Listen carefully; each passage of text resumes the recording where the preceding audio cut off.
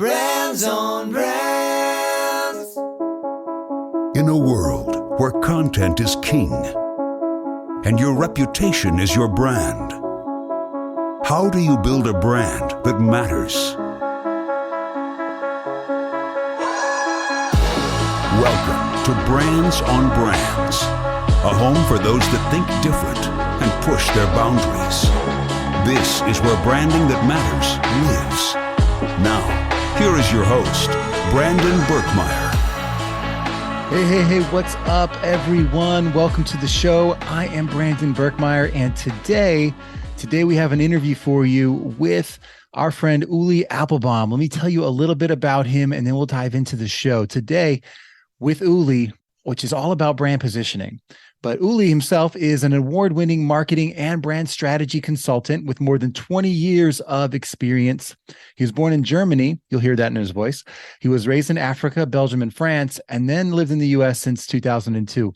He's held leading strategy roles at some of the largest advertising agencies in the world, including some you may have heard of, BBDO, Burnett, Fallon Worldwide, and SapientNitro. He's contributed to 7 Effies and an Advertising Research Foundation Ogilvy Award for Excellence in Research. In 2016, he founded a brand strategy firm, which he calls, cleverly enough, First the Trousers, Then the Shoes, Inc., which we'll talk all about in the show. And that's where they work for brands, including Post Consumer Brands and Land O'Lakes, which is a CPG brand, Double Good, which is an online fundraising platform, Flexera and Anchor, which is a software, Siemens, and many more. He's written extensively for the Huffington Post, is a regular contributor to various trade publications in the US and Europe, and has been a member of the Practitioner Council of the American Marketing Association. He's also the author of the best-selling Brand Positioning Method Cards. And we will talk about his workbook too, which is, I think, a great resource for you guys, all at firstthetrousers.com. That's first-the-trousers.com.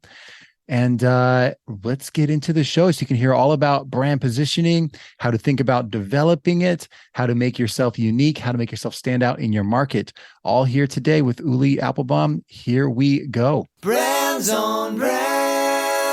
All right, let's get going. Today, I'm excited to welcome our guest to the show, Ulli Appelbaum. Welcome to the show, and thanks for being here.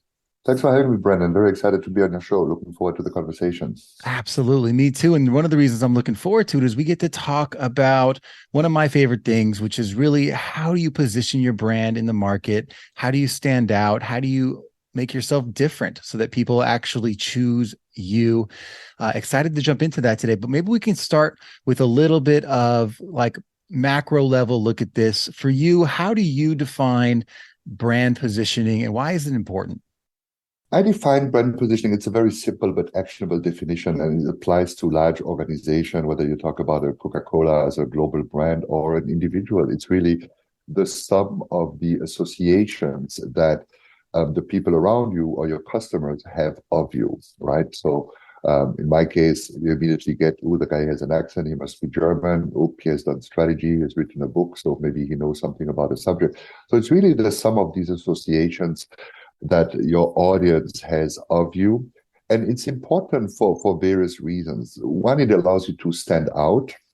2, it creates interest, right? It creates relevancy. So if, let's say, I associate a couple of key elements with the brand that makes it appealing to me, and that probably also makes it so that I'm willing to pay a price premium for that. Or if you apply that to an individual is, well, I'm associating with this guy a couple of traits that make him interesting or her interesting to me, that makes me want to follow him in social media or listen to what he has to say or buy his book. So it really allows you to capture the uniqueness of the offering, whether it's a person or brand or product, even an idea, and stand out from the crowd. And from the brand perspective, of the individual perspective, it really allows you to guide whatever it is you do.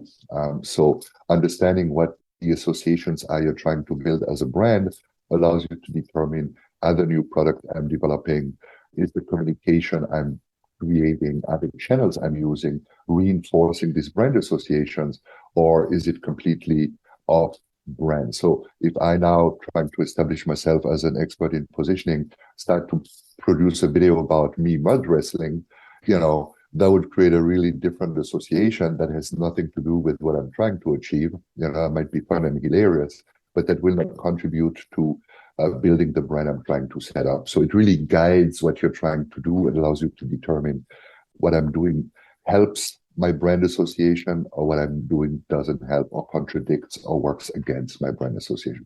That's why brand positioning is so important. Yeah, I mean, what you mentioned there, there's a little bit about kind of the way we behave as businesses, as personal brands, as people in our business, that affects that positioning. It's easy to say what your positioning is. Maybe that's not even that easy, but if you are saying it and you're acting differently, that seems to be a challenge. Yeah. What's a good way to think about how to align the behaviors of the brand with the actual, what you want the position to be? Well, I think it's actually by starting with the behaviors of the brand, right? It's looking at how does the brand typically behave? What do they do? What do they believe in? These are the things you want to try to capture and then translate into something that is relevant and appealing and differentiating in the category, I would say, right? So it cannot be disconnected from the other because, I could say, as an organization, I'm, really want to save the world. I want to make the world a better place. I want to improve the life of my community. And then I don't pay taxes. I dig for oil and destroy natural habitats. That if a company does this kind of things, you're not going to go and position it as sort of like the saint in the industry. So that's where you have a strong introspective phases on, what are the core values? And the core values is really, what is it you're willing to pay money for, right? In the sense of, am I willing to fall over my sword for this principle? Typical example would be REI, claiming that they want people on Black Friday, which is coming up, to go out. Now, it's one way to say it, say, I want you guys to explore nature. It's another one to actually close your stores and, incur a fairly loss in profit and revenue during that day to support the claim you're trying to make. So, if I continue to stay open on Black Friday, but say, hey, you should go out and explore nature, you lose any form of credibility. If you shut down and close and are willing to pay a cost for that, then you see this congruence, this consistency where consumers say, I believe you, I trust you, I buy into what you have to offer, as opposed to just saying, yeah, that's just marketing BS. That's just, hot air or trying to fool me into believing what you are not. So it's really the congruence between those two that makes a big difference. What would you say is like a good way? Because if you're trying to find something that makes you unique, you're trying to find that point of differentiation.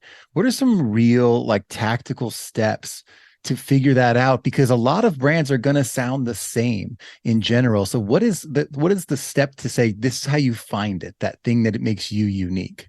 It depends on at what level you're talking. If it's at a brand level, like at a large corporation that runs many brands or that tries to build many brands, you start with your target audience, right? You try to understand what are their needs, what are their aspirations, what are their wants. Is there a specific segment that shares specific values that my brand's offering taps into or really has something to offer? And what I mean with that is, let's say, one example I mentioned in the book is luxury watches, So you have the watches for people who like to show, hey, I made it, I'm successful, I'm going to wear Rolex.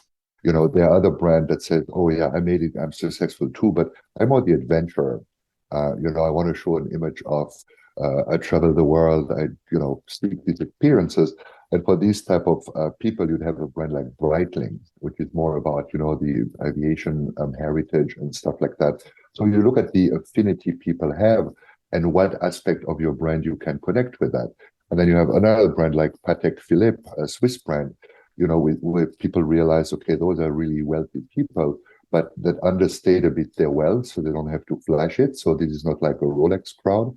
But for them, what's important to them is experience with the family values, leaving a legacy and stuff like that. So the brand is all positioned about, Patek is the type of brand that you keep until you're ready to give it over to your next generation, So you understand what drives your consumers, and then try to position your brand against these values or these need states if they are true to what your brand represents. Like Breitling, you need to look rugged, you need to look a bit more adventurous in the look of your product if you want to appeal to this adventurous type. And on a personal level, what I've noticed is I mentioned that earlier, Brandon, did a project for a personal coach, like an executive coach. And there we really started with understanding, okay, what is his vision? What is his where does he see his point of differentiation? But then what I did is I talked to a dozen of his current clients and asked them, what do you think about, this guy, about his services? What are his strengths? What makes him stand out? So all of a sudden, it's not only what you think you stand for and you project, it's literally getting feedback from those who work around you. And then some of the elements you'll be surprised with, like, oh yeah, that's exactly what I thought it would be. And other elements that be completely different from what you expected. So really gathering, so sort of like this sweet spot, if you take a Venn diagram between what is unique about me, the way I think, what I produce, how I produce it, and what is it my customer segments want, and you try to find the sweet spot between those two circles, if that makes sense. Yeah, no, it does make sense. And, I think this idea of values, I think it's worth talking a little bit more about, because I think it's possible for similar companies, especially when you're talking about personal brands, to have similar values and to be bringing similar values to the table. You could say two coaches in a particular business say, they want to help certain people achieve certain results. Like that's the value they want to bring in terms of transforming and impacting someone's life. How do you add to that in a way that the values or something else is truly creating differentiation? Because that might not be enough in some cases. It might not be enough, but you'd be surprised how difficult it is to achieve this sort of like a shared value status.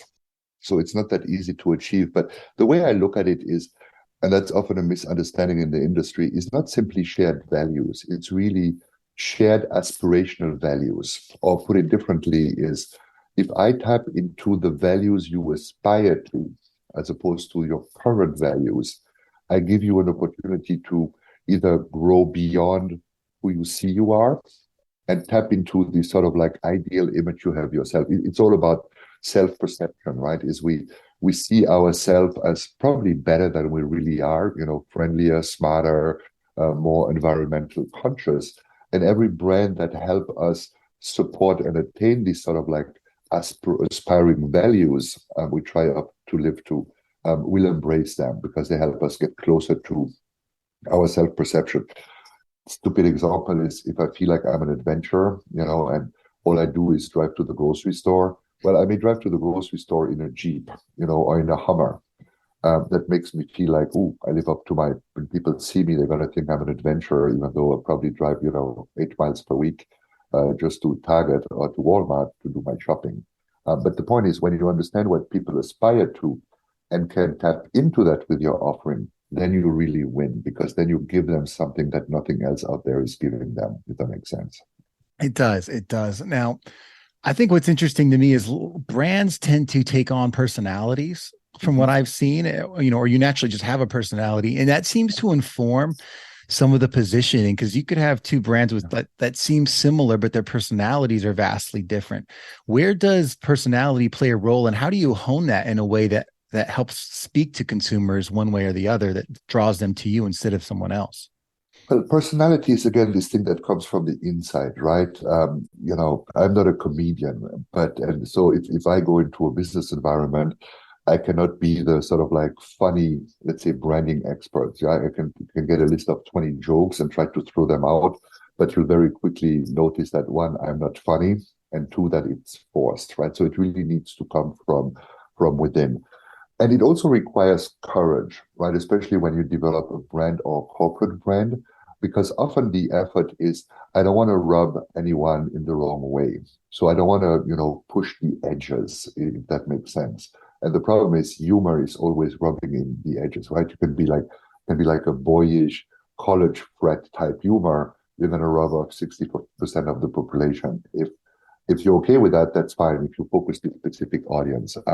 Some brand that for me have done it extremely well in their origin is a brand like Southwest Airlines, which you're familiar with. Southwest is a low-cost carrier. So initially they really differentiate themselves through the prices they offer and the low prices they offer. But they're like half a dozen other low-cost carriers. But what they did, which was really smart, is they differentiated them through their personalities, right? And we all know the sort of like safety instruction at the beginning of the flight. That's how they became popular, to have very funny safety announcements that really made people take notice, or the announcement the pilots would make. Or here, I live in Minneapolis, so our airport is U-shaped, and Southwest is often at the end of a terminal. So you walk a lot to get there. So, what they did, decided to put like billboards along the way, saying like, hey, you walked already 10 minutes, another 10 minutes, and you'll be there. And like, you walked a lot, but you pay less for that. You know what I mean? So they play with the situation. So Southwest has really managed to clearly differentiate themselves through their sense of humor as a low-cost carrier. And that creates sympathy, right? A lot of people are a fan of this brand, a fan of this company, and immediately will associate Southwest with a quirky personality. Now, which in itself is already different and distinctive, because when you think about airplanes, you think about safety, you think about this, you don't think about, and they're quirky. It's sort of like there's an inherent tension in there, but it works well for them. You know what I mean? Technically, you want like a boring engineer flying your plane, that has been looked on and looked at by another bunch of boring engineers that know their job, but you don't think about them as quirky and funny. You know what I mean? So by creating this personality that creates a bit of a tension with what the brand offers, you really allow the brand to stand out significantly. No, I like that. I like that a lot. I'd like to go to the other side of the coin here and say there are mistakes that people often make when either designing the brand positioning or in actually like executing it, other than what we've kind of talked about, which is just being out of alignment, right? Not being authentic. Yeah. Are there other mistakes you're seeing in this space that happen that we should look out to avoid? There's a long list of mistakes I see happening. Yes. One is not do enough homework, right? So not try to understand your customers or your consumers and what really drives them, or not trying to understand your competition. So just thinking, oh no, we don't need to do all that. We have a toothpaste that tastes good. That's what we're going to focus on, as a simple example. That's number one. The second thing is, and you have that a lot also as a syndrome with a lot of entrepreneurs and small business owners and coaches and stuff like that, is you have to be very selective in what you want to focus on. So the big mistake is, what do you stand for? You get a list of 36 items. Way too much choices, and I'm nice and I'm professional, but I'm approachable, but I'm competent. And so you have like all these kind of, I have a nice sense of humor, but I'm not too funny. You have like this whole list of different features and association that you can create, which is not realistic in the business world to do, because no one has $5 billion to create all this association. So it's really narrowing down your choices to the one or two or three brand associations that you think are the most distinctive and the most valuable for potential customers. So that's why I like to work with sort of like bubbles, in terms of like, each bubble represents a brand associations. And when you start to create a desired sort of like a set of brand associations, you realize very quickly that you're not going to be able to build 25 or 26 of them. You're going to boil it down to, one which ties you back to your category, another one that, ties you back to what you actually have to offer and maybe different. You realize that you need to boil it down. So I think way too many benefits or promises to your brand position or to your value proposition is a huge mistake. And that part of that, the other side of that coin, is sort of like strategy by compromise, right? Oh, Brendan wants me to add a couple of things to not include a specific segment, so I'm going to throw that in there as well. And then Bill has another opinion and I don't want him to be offended, so I'm going to add what he wants me to add as well. So you get like these strategies by consensus, which look great on paper, make all your colleagues and stakeholders within a company happy, but then you try to execute against that, and you're like, I don't know what to say. I don't know what to communicate. I don't know how to communicate it because it's a bit of everything. That's my big reproach to a few years ago. Management consulting firm, like McKinsey, Boston Consulting, started to get into the field of marketing, and they brought in this notion of value proposition.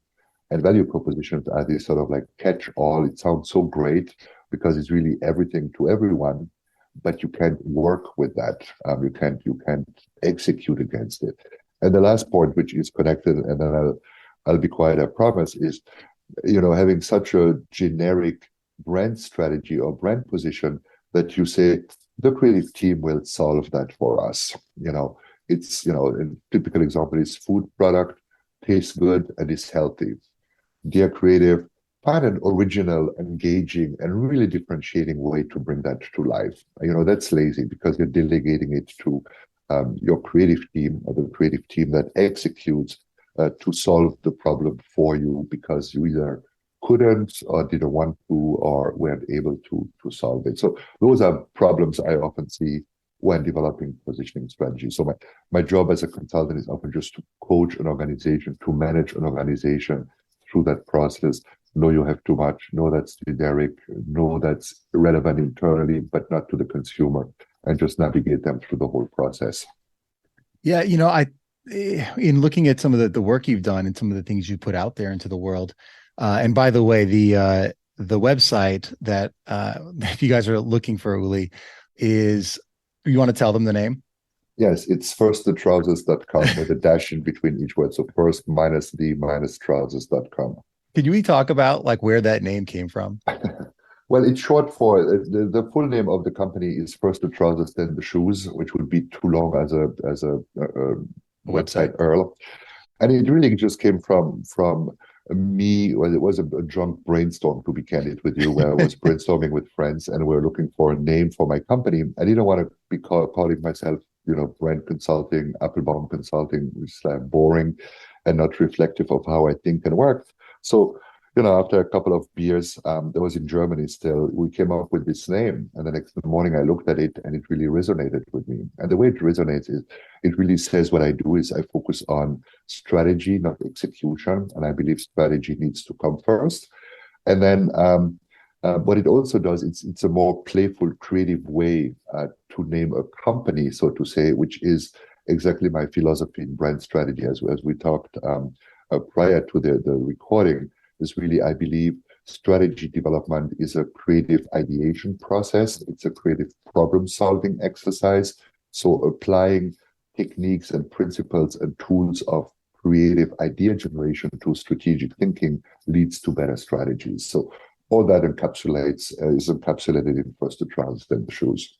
Well, I appreciate you taking us through it because I think the examples like really bring it to life. When someone says, like anyone could do brand positioning, what's unique about you? It's like, well, yeah, like a lot of the things you're going to find between me and other people are the same. But what I like to start with is the strategy, and then we apply the creative process. And, there's a form and format to executing this.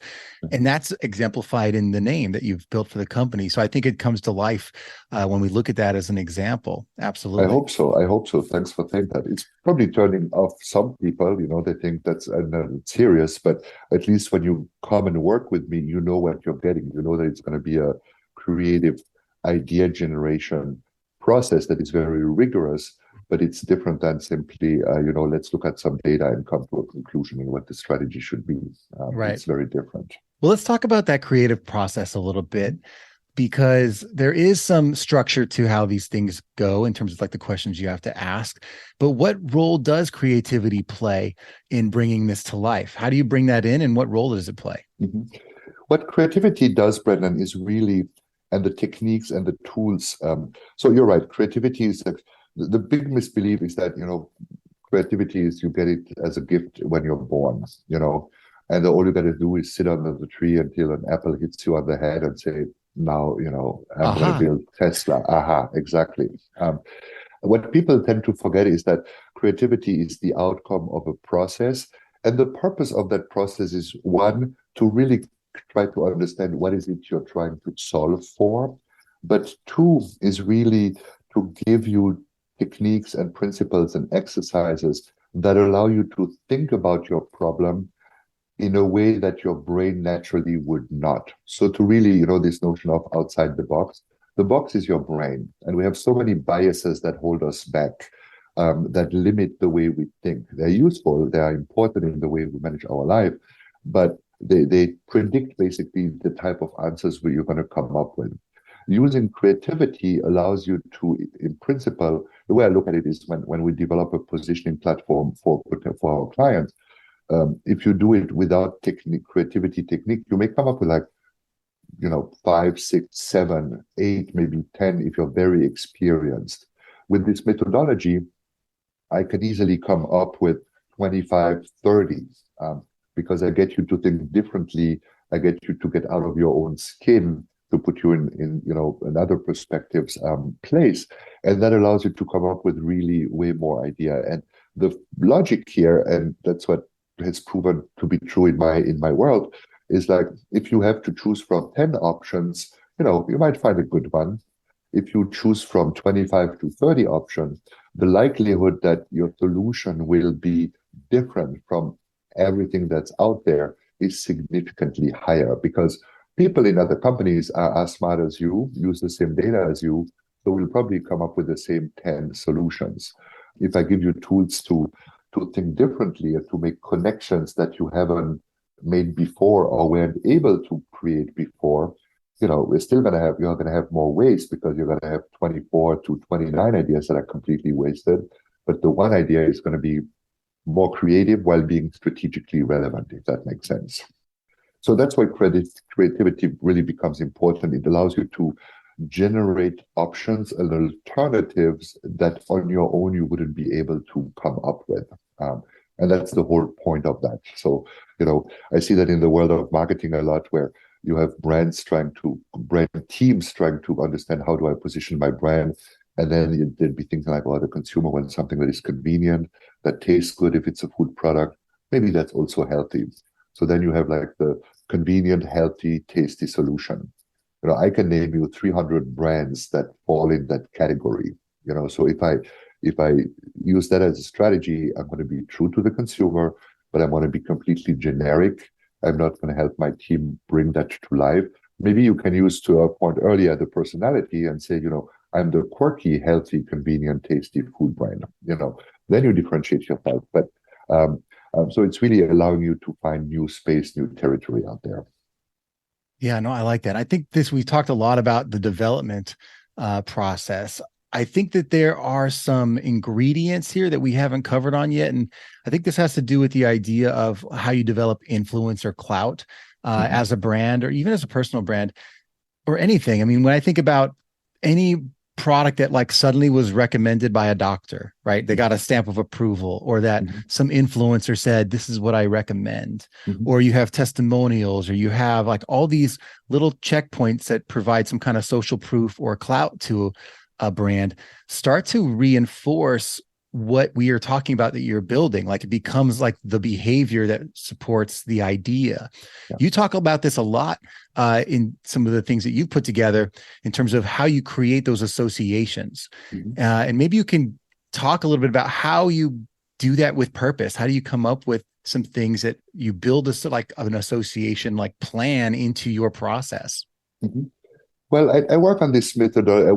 I developed this methodology, and what I discovered is, and I looked at hundreds and hundreds of cases of successful brand building. And what I discovered is there are basically 26 major sources of associations. Now, call it 24 and a half or 26 and a half, I don't really care. There are 26 territories that you can explore to create these brand associations out there. And so that's based on, as I said, hundreds of case studies in true and tried. So there's nothing magic. There's no magic bullet that you would say, Brandon, I've never heard of that before. No, an experienced marketer will have heard of everything, every single one of them, never in this constellation though. And so the idea is really you can really successively explore each of these 26 sources and say, does it apply to my case? And if yet, how would it apply to my case? So typical example, and I'm stretching it a bit here to illustrate the point.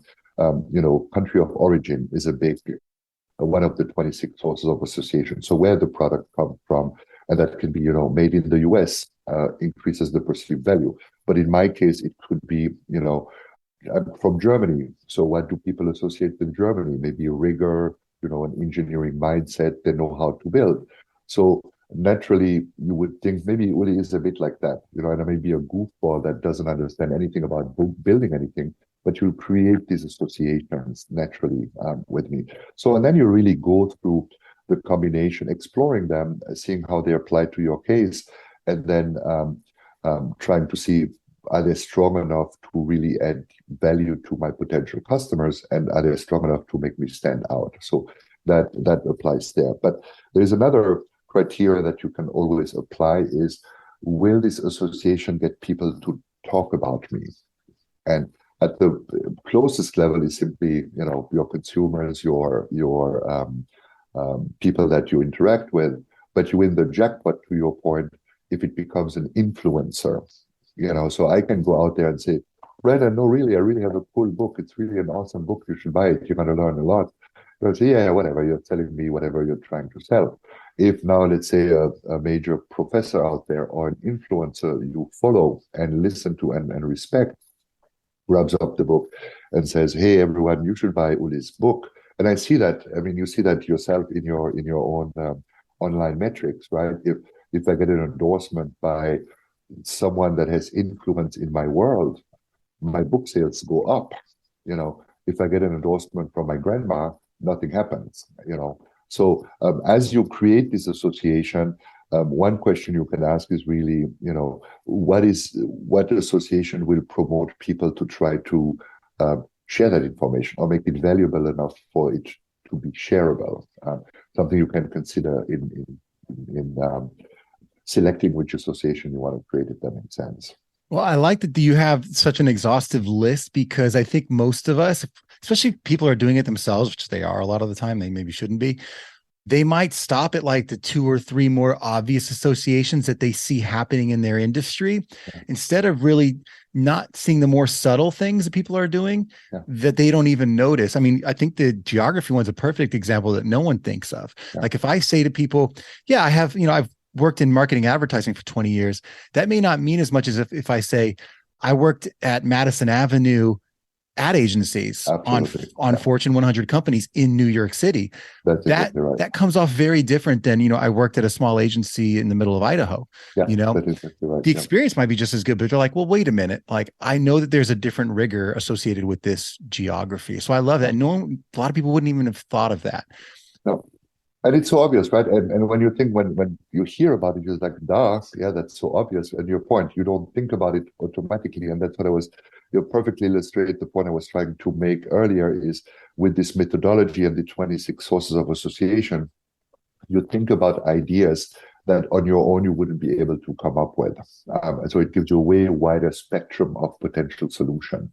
And then you can look at it, maybe people don't even know where Madison Avenue is, or why that matters. But at least you've explored it and you've looked into it as a potential way to differentiate yourself. I love it. And if people want to get their hands on this themselves, the book is called The Brand Positioning Workbook, and it's available on the website, Find the Trousers, firstthetrousers.com, with the dashes in between the words. Can you give us, I think people should go get this, but maybe we can tease them with like one more association, because I think they're brilliant. Like one more that's like, here's another thing you just probably haven't thought of, might be powerful for you guys, especially in the personal branding space. Well, I thought you limit your podcast to less than an hour. We can go on for 12 hours now. There are plenty. So maybe to simplify it, there are 3 sources of association. One is the context in which you position your brand. This can be true for an orange juice and for an individual. The second one is, what type of benefit do I offer to my consumers? And that can be, very functional, sort of like practical benefit, but it can be a shared value or shared aspirational value, as we talked earlier. And the third is simply me talking about me as a brand, talking about what makes me different from the origin we just talked about, the way I'm being manufactured, who I'm endorsed by, and all this kind of thing. So one example which I always find interesting is for brands, actually 2 that represent two sides of the same coin. One is trying to understand what consumer rituals consumers go through that can be relevant to your brand. And a ritual are all these sort of like behaviors we go through day in, day out, right? It can be anything from the steps I go through in the morning to get ready for my work day. Or typical example is, I come home at night, I've been in the office all day, let's say, I take off my tie. That's like the old school way. I kick off my shoes, put my sweatpants on. This behavior is a ritual that takes me from, I've been on top of my game all day long to now I can relax and chill.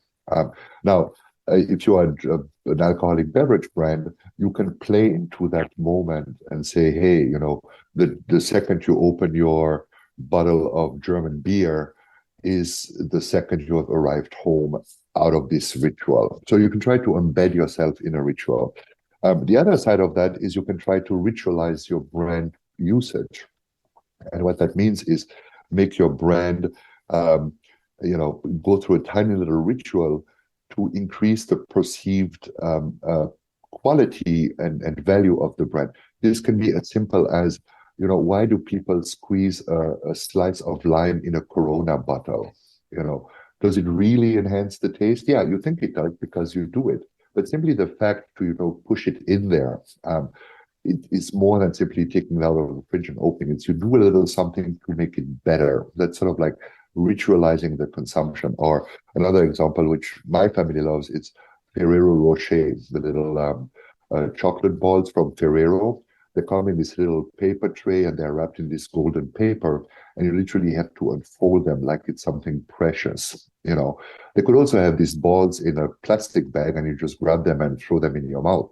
But simply the fact that you have to open them is like a ritual you create that makes you, oh my God, this is going to be so good. And as soon as your brain tells you that it's going to be so special, it's going to taste better, you're going to feel better about it, and you're going to be willing to pay a higher price. So rituals, for example, are two other ways to really anchor your brand into something that is relevant to consumers.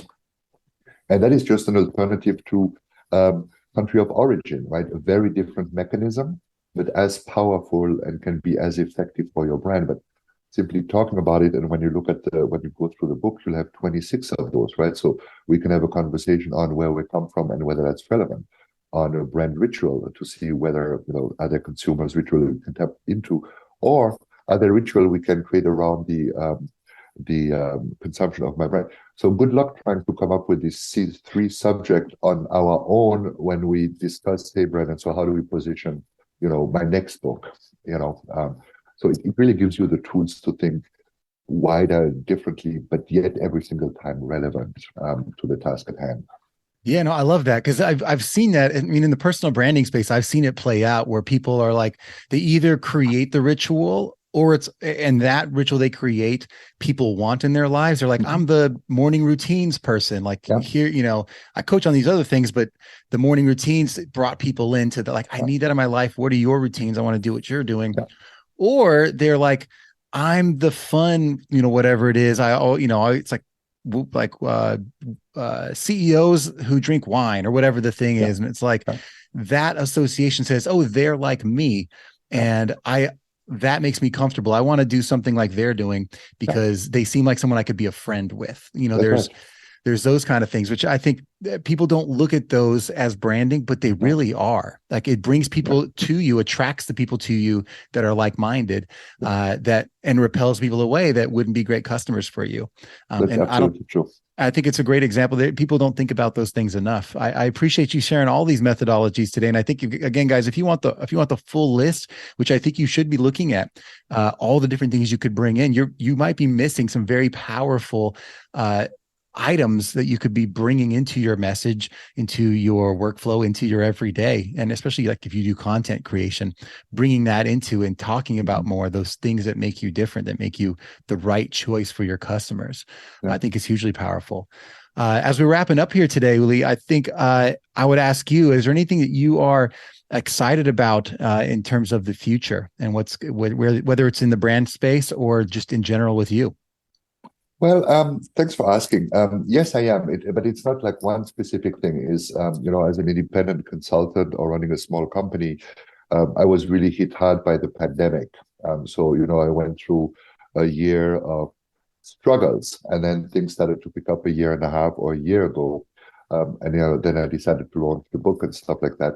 But now when I look at 23, 24, I just see a bright future, both in terms of the opportunities the book has created and opened up, reaching out to people like you, to a whole bunch of people reaching out to me that I would never have been able to contact before. So I look at that very enthusiastic. So you know how, as a business person, you always go through waves, ups and downs. You're catching me right now on a high where I'm thinking like, everything is good, business is good, family is great, relationship is fantastic, finances are running. So it could be that in 2 months you hit me in a low, and that'll be everything sucks, and doesn't good look. But right now I'm in this wave where I look into the future and I'm thinking like, you know what? I'm very optimistic about where we're heading, even though there is inflation, even though there is a crisis, we're headed towards. I feel very excited about life in general. So put it simply, that's what I'm really excited about. Awesome. Well, I appreciate you coming on and sharing your knowledge, your perspective with the people today. I think it's going to help a lot of people think differently about their brand positioning. Absolutely. And again, if you guys want that brand positioning workbook, head to firstthetrousers.com with a dash in between the words, or just Google Ulli Appelbaum, and that stuff will pop right up for you. Absolutely. Appreciate you coming on and talking to us today, man. Thanks for having me. I really enjoyed talking to you. Thanks, Brandon. Appreciate it. And for everyone else, thanks for tuning in and listening each week, and we will catch you next time. You've just taken your marketing knowledge to another level with this episode of Brands on Brands. But we have plenty more ways to help you build a brand that matters. Head over to brandsonbrands.com for resources, as well as access to our blogs, videos, and exclusive coaching sessions with your host. Be sure to visit brandsonbrands.com.